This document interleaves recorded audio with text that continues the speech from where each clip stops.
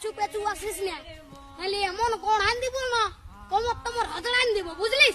চল যা, আমি বলছি আর শ্বশুর ঘর যাবো নাই, যাবো নাই, যাবো নাই, তুই চলে যা। না যাবো, আমি তোমার সঙ্গে যাব।